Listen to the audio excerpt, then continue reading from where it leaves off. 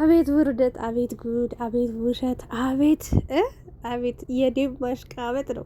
ባለፈው ሩታን መተት አሰርተብሽበታል ማህተቡ ላይ መስቀሉ ላይ ተብሎ ያ ነገር ሁሉ ሩታን ስሟ እንዲጠፋ ካደረገ በኋላ አሁን ደግሞ እየተሽላጣላጣ። ለነገሩ ድሮም አይመቸኝም ይቅርታ አድርጉልኝና ማለት ነው መጧል ሩታ ጋር ሽምግልና ምናምን ነገር። ሩታስ በፊት ቤተሰቧን ሳታማክረ ቤተሰቦቿ ሳያውቁ በድብቅ ቤት ጥላ ወጣ ከወንድ ጋር የጠፋች ሴት ዛሬ ደግሞ ድጋሚ አስታርቁኝ ብላ ቤተሰብ ይዛ መጣለች እና ገረመኝ። ለማንኛውም አብርሽም እንግዲህ ለትዳር አልደረስኩም፣ ለአቅመ ሔዋን አልደረስኩም፣ ስለዚህ በህፃንነት እድሜ ጨጓራ በሽተኛ መሆን አልፈልግም፣ ሩታን አልፈልጋትም፣ እሷ እድሜዋ ሊሄድ ብሎ ወይ ደግሞ በቃ አርጅታለች እና በቃ ማግባት ስላለባት ግዴታ እኔ አላገባትም፣ ምክንያቱም እኔ እድሜ አያስጨንቀኝም፣ እኔ እንደፈለግኩ እዛም እዚህም ረግጬ እዚህም እዛም ታብታብ አድርጌ መኖር እችላለሁ እያለ ነው የሚገኘው። ምንድን ነው የተፈጠረው ነገር? እና ዴቭ በዚህ ልክ ምንድን ነው የሚያሽለጠልጠው? ይሄ ዴቭ ነገር ነው የገረመኝ። ለማንኛውም ግን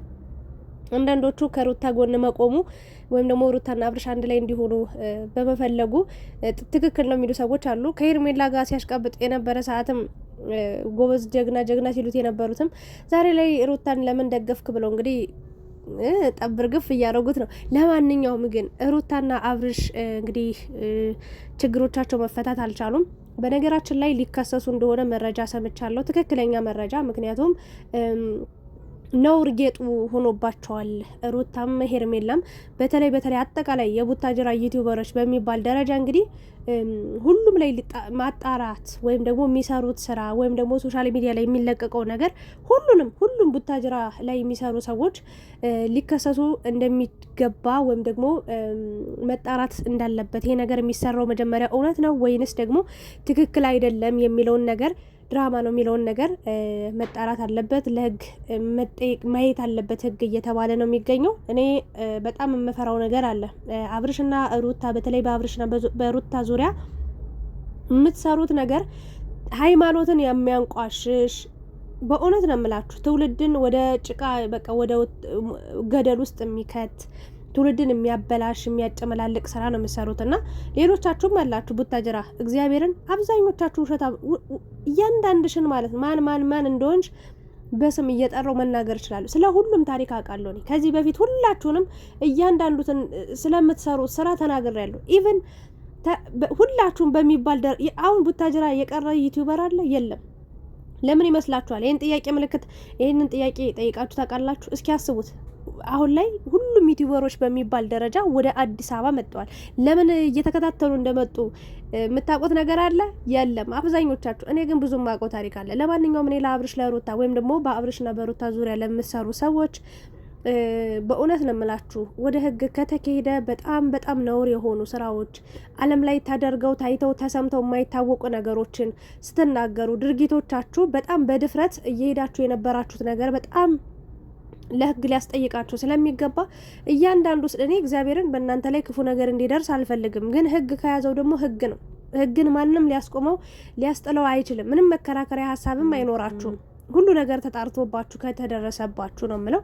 ለማንኛውም ግን እናንተ የምትሰሩትን እወቁ። ቢያንስ ትውልድን እንደው የሚገነባ የሚያስተምር ነገር ባይሆንም የእውነቴን ነው ትውልድን የሚያበላሽ የሚገድል መሆን የለበትም ብዬ አምናለሁ። ለማንኛውም ወደ አብርሽና ሩታ ጉዳይ ሳልፍላችሁ እንግዲህ አብርሽ ከማንም ሰው ጋር መሆን እንደማይፈልግ እንደውም በቃ ቀድሞ ወይም ደግሞ ገና ሳያድግ በልጅነት እድሜው ወደዚህ ትዳር ውስጥ እንደገባና በቃ የጨጓራ በሽተኛ እንደሆነ በዚህ ሰዓት ሄርሜላንም ማንንም በቃ እንደማይፈልግ ሩታንም እንደማይፈልግ ልጁንም ራሱ በቃ ተወልዷላ በቃ ይደግና ያለው እና እውነቱን ነው ብዬ አምናለሁ። እኔ እንደ ራሴ እውነት ነው ብዬ አምናለሁ። በቃ በነገራችን ላይ የአብዛኛውን የኢትዮጵያን ወንዶች ባህሪ እኔ እነግራችኋለሁ በደንብ ምናላ የሆነ ቀን ላይ ያልተናገርኩም። እኔ የኢትዮጵያ ወንዶች ሴት ልጅ በተለይ ፍቅር ውስጥ ከገባች ከዛ ደግሞ ትዳር ውስጥ ከገባች ከዛ ደግሞ ልጅ ካረገዘች ወይ ከወለደች በኋላ ያቺ ሴት ማንም ፈላጊ እንደሌላት በቃ እንደተበላ ቆብ ነው የሚያዩዋት ብዬ ተናግሬያለሁ። አብርሽም ያንኑ ቃል እኔ የተናገርኩት ጠንቆያ አይደለም። በቃ አብዛኛውን ወንድ የሚያስበውን አስተሳሰብ ስለማቅ ነውና ነግሬያችሁ ነበር። አሁንም እንደው አስተውላችሁ ካያችሁት መጀመሪያ የፍቅር ጥያቄ አልቅሳ የሀገር ሰው ይዛ መጣ። በቃ ሽማግሌ ባካችሁና እንትን በሉኝ ይረዳኝ ምናምን በጣም ብዙ ጊዜ እያለቀሰች እየወጣች እየወረደች የፍቅር ጥያቄ ያቀረበችለት። ዝም ብላችሁ ተመልከቱ። ይሄ የሩታን ሞኝነትና ጅልነት ልንገራችሁ እና ከሩታ ብዙ ነገር መማር አለብን ብዬ አምናለሁ እኔ እና ከዛ ደግሞ ድጋሚ ደግሞ አብረው በፍቅር እየኖሩ ሲጣሉ እሱ ጥሏት እየሄደ ስንት ቀን ነው እየለመነችው የቆየችው? አንድ እሱ ነው። ሌላ ደግሞ ሊጋቡ ሲሉ እንኳን አሁኑኑ መጋባት አለብን ብላ ሰርጉ ወዲያውኑ በአፋጣኝ እንዲሆን ያደረገችው እሷ ነች። ዝም ብላችሁ እንደ ሁሉንም ነገር ስታገጣጥሙት ከዛስ ድጋሚ ደግሞ የምሬን ነው ካልተፋታም ብላ እንደው በቃ ታይ ተብላ ነበር፣ አልሰማም አለች። በቃ ጊዜ ነው የወጣች የወረደች። በቃ የሰው ቆረጠለት ነው። እኔ አንዴ ያራችሁትን አር መልሳችሁ ትውጡታላችሁ? አትውጡትም። እንደዛ አድርገሽ መተው ስትቺ ነው ልብሽ እንደዛ መቁረጥ መጨከል። አሁን በቃ ሽንታችንም ሆነ ምራቃችንን ጥለ ነው እንደሄድ ነው ድጋሚ አናነሳውም፣ ድጋሚም አንጠቀመው ማለት ልክ እንደዛ አድርገሽ ቀድመሽ ሁሉን ነገር ወስነሽ ጥለሽ ከሄድሽ በኋላ ዞር ብለሽ ማየት አልነበረብሽም። አሁን ያኔ ካልፈታይ ልመና፣ አሁን ደግሞ አብረን ካልሆንን ልመና። ይሄ ምን የሚሉት ውርደት ነው? ይሄ ምን የሚሉት ርካሽነት ነው? እኔ በዚህ ሰዓት አብርሽ ትክክል ነው ብዬ አምናለሁ። ሄርሜላም ሆንሽ ሩታ አልፈልግሽም ከተባልሽ አይፈልግሽም። በቃ ወንድ ልጅ እንደዚህ ነው። በቃ የፈለገውን ነገር አግኝቷላ። በሰዓቱ ቆልቶት ነበር፣ ስሜቷን ደግድጎት ነበር። እንደፈለገ ሆኖ ስሜቱን ተወጣባት ሩታ ላይ። ልጅ ራሱ እንድታረግዝ አልፈለገም ነበር። እውነቱን እንነጋገር ከተባለ ይሄንን ቆንጅዬ ልጅ እንኳን ዛሬ ላይ እንኳን አይጽናናበትም እኮ በእውነት በቃ ለልጄ ስልጎዳ፣ ለልጄ ስልታመም፣ ለልጄ ስለምን በቃ አላለም። በቃ ጥሎ ሄዶ አሁንም በቃ ባለትዳር አይደለሁም ነፃ ነኝ ሄደ መጣ ቀረ የምለው ሰው የለም። የሚያናድደኝ የማናደደው በቃ ብቻዬን ነኝ ፏብዬ ነው የምኖረው ነው የሚለው ማለት አስባችሁታል? ያ ማለት ነፃ ነኝ ማለት እኮ በቃ እዛችኛዋም ሴት ጋር እመኑ ሌላ ሴት ሊያመጣ ነው አብርሽ። እውነቱን ንገሪኝ ካላችሁ ታያላችሁ። ከሩታም ጋር ከሄርሜላም ጋር መሆን ብቅት ብሎታል። የሚያገኘውን ነገር አግኝቷል፣ ተጠቅሟል። ከሴቶቹ በቃ አግኝቷል ሁሉ ነገር። እንዲህ በሬ የሚያክል የሆነው ዝም ብሎ ያለ ምክንያት መሰላችሁ? እዛም እዚህም እየሄደ ታብታብ እያደረገ ነው። ለማንኛውም ግን ወደ ዋናው ሀሳቤ ስመጣ መለመን አንዳንዴ ሩታ ክብርሽ ወረደ። ያኔ ከቤተሰብ ጋር ተጣልተሽ ከቤተሰብ ጋር ተቃርነሽ የሚመጣብሽን ነገር በሙሉ ኃላፊነት ወስደሽ ራስሽ በራስሽ ለመወጣት ነበር ወስነሽ የመጣሽው። አሁን ላይ ግን አብርሽን አስታርቁኝ ብለሽ ሌላ ሽምግልና ተይ እንጂ ነውር አይደል እንዴ? እሱ መምጣት ከቻለ አይመጣም እንዴ? እችን ታምም ያለው የምትላትን ፓርት ራሱ የፈጠረ ሆን ብሎ ነው። ከሁለታችሁም ጋር መሆን ስላልፈለገ ነው ወይ ደግሞ አንዳችሁን መምረጥ ስለፈለገ ነው እንጂ ታሞም አልነበረም። ሁለታችሁን በሬ ወለደ። ለምሳሌ አሁን በሬ ወልዷል ቢባል የት ነው አምጪ፣ መቼ ነው የተወለደው፣ ማን ነው ምንድነው ተብሎ በቃ ያልተደረገ ነገር መረጃ የሚጠይቅ ሰው አለ። ልክ እንደዛ ነው። አብርሽም የትም ብላችሁ መረጃ አምጥታችሁ እንደማታስረዱት ስለሚያውቅ ይሄንን ነገር አመጣ። ምን ሆኜ ነበር፣ ታመመኝ ነበር፣ ማን ያሳመመኝ፣ ማን ነው እንደዚህ ያደረገኝ ብሎ ጠየቀ አይደል? ሄርሜላን መልስ የላትም፣ ሩታን መልስ የላትም። ምክንያቱም ልጁ ዝም ብሎ ሲያስመስል ነበረ። ይሄ ነው ታዲያ። አሁን መፍትሄው ምንድነው ለሚባለው ሩታ በሰዓቱ ከፍተኛ የሚያስጠላ ስሜት ውስጥ ነበርኩ። የፈለገ እኮ ማለት ነው እኛም እኮ ከባሎቻችን ጋር ተጣልተን እናውቃለን አይደል እንዴ? የፈለገ ታሪክ ቢሆን እንዲህ አንድ 10% 5% እንኳን ተስፋ ቢኖርሽ ኑሮ ወይም ደግሞ የሆነ ላለመለየት የምታደርጊው ነገር ቢኖር ኑሮ በዛ ሰዓት አብርሽም ይሄን ያህል አይጨክንብሽም ነበር። በዛ ሰዓት ከ100% 1000% እርግጠኛ ሆነሽ አብርሽን ድጋሚ እንደማታገኘው ከአብርሽ ጋር ድጋሚ እንደማትሆኝ እርግጠኛ ሆነሽ ነበር። የፍቺውን ወረቀት እያያሽ ወደ 30 ቪዲዮ ይሆናል የፍቺ ወረቀት ይዘሽ መጣሽ።